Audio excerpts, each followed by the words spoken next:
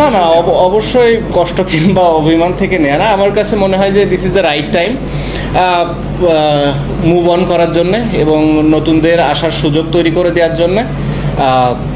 At the same time টি-20তেও আমার আসলে একই ধরনের চিন্তা, আমি হয়তো এটা অপ্রাসঙ্গিক হলেও বলে ফেলতে চাই, কারণ হচ্ছে টি-20 নিয়েও আমাদের কথা হয়েছে, সিলেক্টর এবং প্রেসিডেন্ট বোর্ডের সবার সাথে এটা নিয়েও আমি কথা বলেছি যে আমার কাছে মনে হয় this is the right time যে টি-20 থেকেও আমি মুভ অন করি এবং আপাতত নেক্সট যে কিছু সিরিজগুলো আছে কিছু নতুন প্লেয়ার আসুক, নতুন প্লেয়ারদের সুযোগ দেওয়া হোক।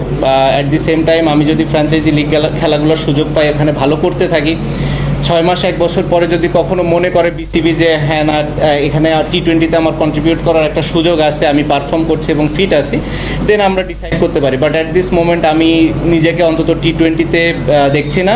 আর সাউথ আফ্রিকা যেহেতু টেস্ট সিরিজ, আমার ইচ্ছা আছে যে লাস্ট সিরিজ হওয়ার। সো বেসিক্যালি আপনারা বলতে পারেন যে